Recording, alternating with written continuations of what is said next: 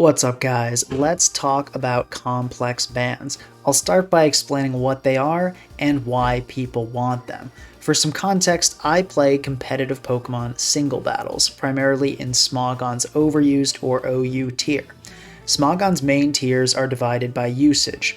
If a Pokemon is used enough in OU, it rises to OU or stays in OU.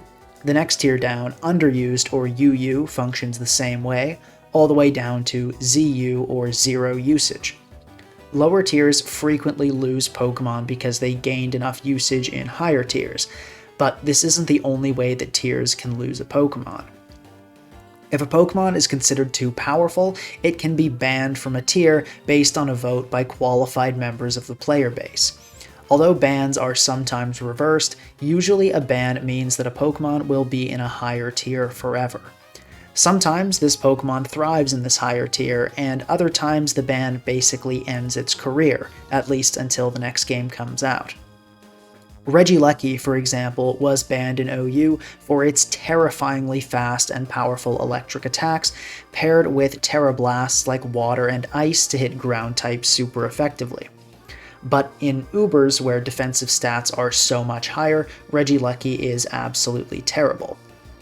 Speaking of Regieleki and Ubers, that's what you're watching as background footage, and my account didn't have any Ubers games on it until I recorded this background footage, so I hope you enjoy some low ladder gameplay.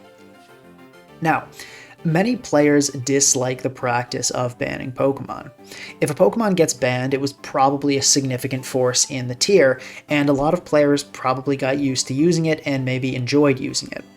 Sure, they could just go into the higher tier and use that Pokemon again, but that might mean stepping into an uncomfortable metagame, or, as with Regieleki, the Pokemon might be trash there. Some believe that the solution is a complex ban, meaning don't ban the Pokemon, but rather balance the Pokemon by restricting it in some way, typically by restricting moves, items, or abilities. For example, banning Regieleki from using Tera Blast would undoubtedly fix its brokenness. In fact, it would probably be nearly unusable in OU. Palafin certainly wouldn't be broken in OU if it wasn't allowed to use Jet Punch. Sneasler was banned from OU due to the potency of its Unburden sweeping sets, but if you just banned Unburden on Sneasler and allowed it to use its Poison Touch sets, it probably wouldn't be a problem. Another example is Blaziken, which was banned in many generations of OU in the past because it was broken with Speed Boost. So why not just ban Speed Boost and let the few people who want to use Blaziken with Blaze have their fun? It's true that all of these complex bans would work. Everyone would get to use their favorite Pokemon without fear they'd be banned and made irrelevant, and nothing would end up rotting with zero usage in a tier that's too powerful for it. But there are some significant downsides that I want to talk about. The first problem is that deciding on the complex ban itself would be a messy, controversial process, and take a lot of time and effort, both on the part of tiering contributors and the player base. Where exactly do you draw the line with a complex ban? Who decides what's too much? Even something like Regieleki, with a seemingly obvious solution like restricting it from using Tera Blast, could have a lot of debate behind it. With so many ground types in OU, Regieleki without Tera Blast would be absolutely terrible. So maybe instead of banning Tera Blast entirely, we just restrict Regieleki from using Tera Blast Ice, Water, and Grass. For another example, Baxcalibur was banned after acquiring Scale Shot. Would removing Scale Shot balance it?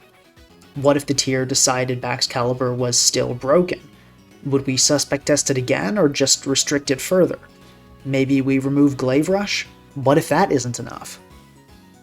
The process of deciding how to complex ban a Pokemon would be an absolute nightmare, and would probably lead to constant tiering action as complex bans were adjusted for being too severe or too lenient, which would shift every time a metagame change or a DLC occurs.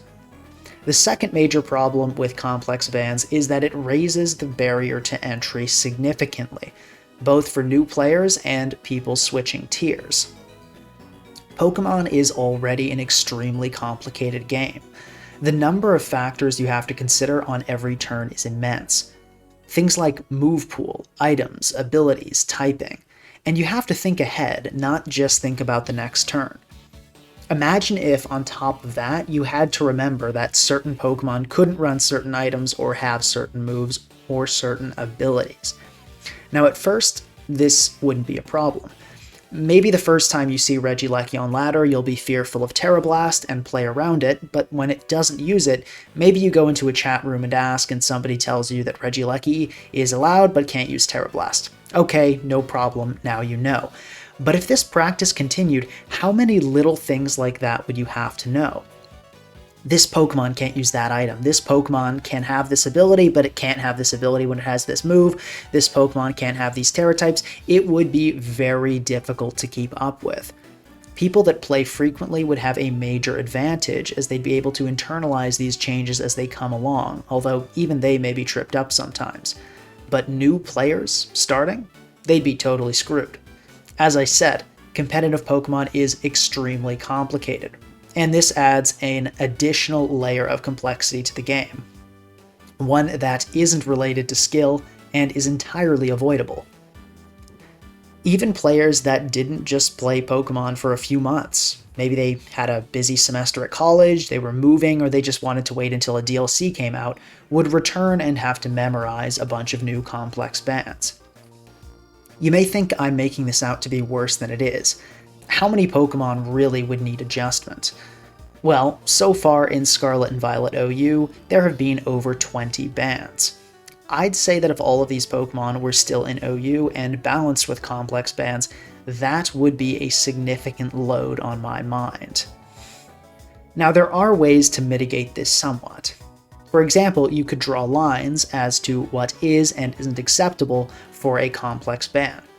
Maybe you only complex ban abilities. This would make it a lot easier to remember.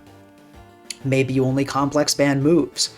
This is a little harder, but at least a player's mind wouldn't have to consider customized complex bans for every Pokemon.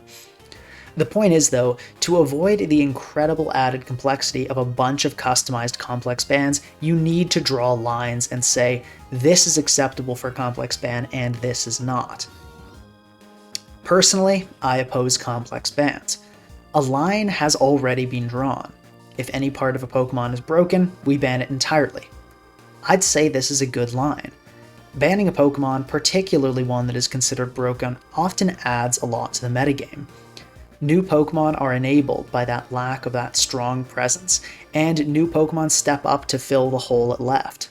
I don't see bans as a loss, but rather as a change, one that is almost always positive.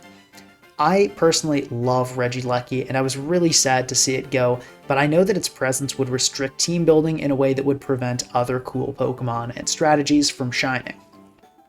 But let me know in the comments what you think. Do you support customized complex bans, more structured complex bans, or do you oppose complex bans entirely? Also, if you enjoyed the video, please subscribe, like, and leave a comment. Have a good one.